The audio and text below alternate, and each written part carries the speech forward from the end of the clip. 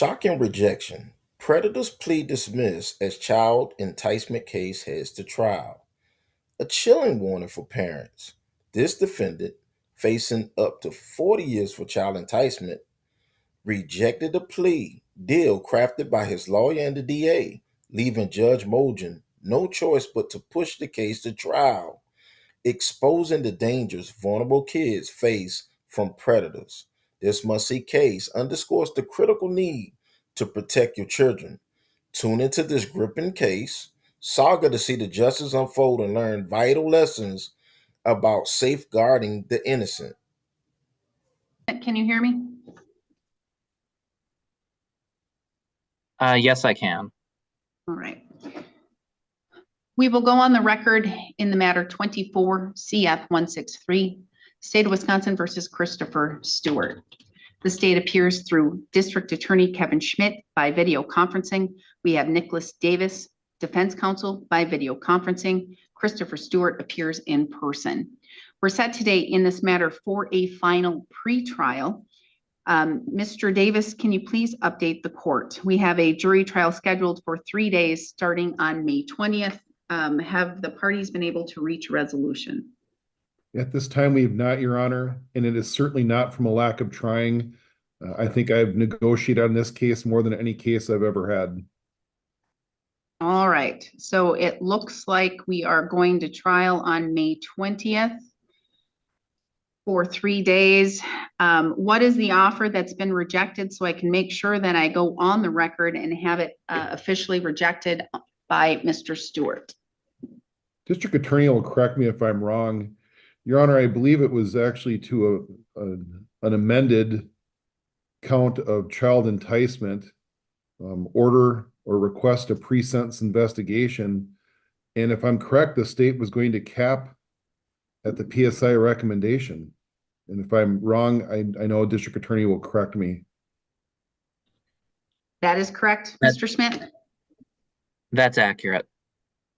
All right, and so the child enticement amendment, what class felony would that be? Because we have child enticement sexual contact as class D. So would that bring it down to an E? No, it's that count. I amended it in when it was rejected. Okay, so as count 3. All right, and so Mr. Stewart, the state has made an offer to you to plead to count 3, child enticement sexual contact, a class D felony, and to dismiss and read in the other remaining counts, which would be a class C felony and 2 misdemeanor, two misdemeanors, misdemeanor bail jumps. I need to make sure on the record that you understand the offer and that you're either formally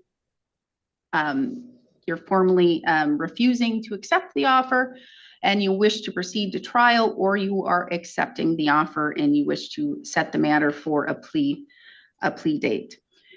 So with regards to the offer is to plead to count 3, child enticement, which would be a class D felony. That would mean that the state would cap at the PSI recommendation, which is a document prepared with a whole lot of information about you, your life, your history, and would have a recommendation for sentencing by a Department of Corrections agent. With regards to count 3, the maximum possible penalty that you could face in this case for the class D could be up to 25 years of incarceration or $100,000 fine. However,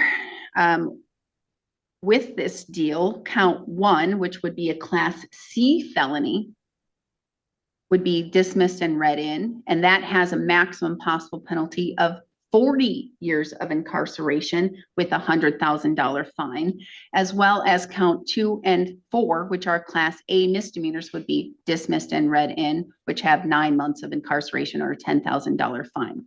So the agreement, it would be plead to count 3, child enticement, with a maximum possible penalty of no more than 25 years of incarceration, $100,000 fine, with the other matters dismissed and read in. The state to cap at whatever that PSI recommendation is for sentencing. Otherwise, the matter will go to trial, and it will go to the jury for count 1, 2, 3, and 4, with the possible maximum penalty of count 1 being 40 years of prison, $100,000 fine, count 2 being 9 months of jail, $10,000 fine, count 3 being 25 years of prison, $100,000 fine, and count 4 being 9 months of jail, $10,000 fine. So I need to understand, or I need to know if you understand the offer that's been presented, and whether or not you accept or reject the offer that's been extended. Do you understand the offer that's been extended? Yes, Your Honor. Now, I need to understand, or do you accept or reject the offer? I reject the offer, Your Honor. All right. So he's rejecting the offer. So we are going to go to a jury trial beginning on May 20th for 3-day jury trial with regards to this matter, with maximum possible penalties. If found guilty beyond a reasonable doubt, of maximum of 40 years in prison, 9 months jail, 25 years in prison, and 9 months jail. Again, if found guilty beyond a reasonable doubt.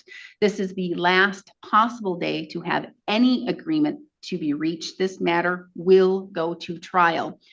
And because these have serious felonies, the court must warn you and provide the warning that when this matter goes to jury trial, and if you are found guilty on those serious felonies, there is a potential, a possibility that the court will revoke your bond immediately after the jury trial. Okay, so that is a warning for you to know and be prepared for. Mr. Davis, is there anything you would like to state on the record?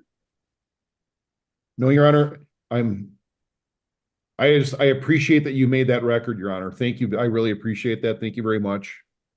Thank you. Mr. Schmidt. There are just 2 things I wanted to cover today so they don't become an issue the day of trial. One, as far as I'm aware, there's not going to be any other acts or rape shield issues coming in because no party has filed anything. I bring that up because in the interviews that were conducted, there's mention of a different sex assault that occurred, mentioned multiple times by multiple people.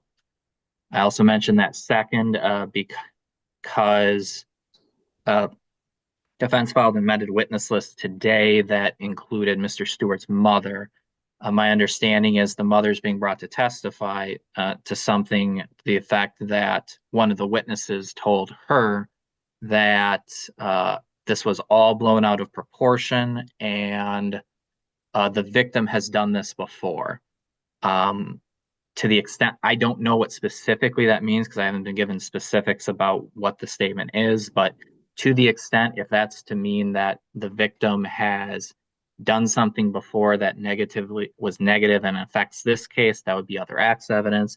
If it's referring to something of her sexual history, that would be related to rape shield. So I don't think, if that's what that is, it would come in without motion, and one has not been made. The only other issue I wanted to address today is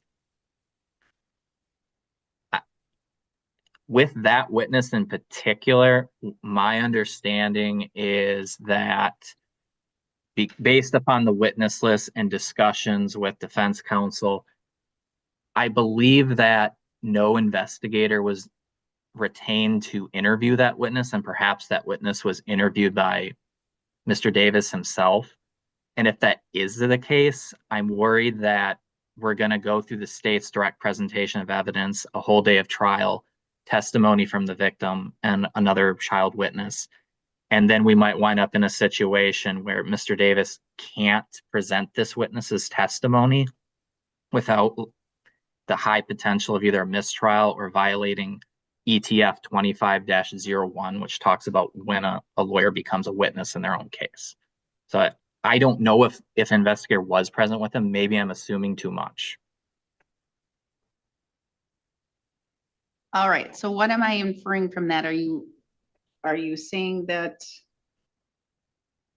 you're looking that a motion may be filed by Mr. Davis, or the fact that a motion was not filed by Mr. Davis?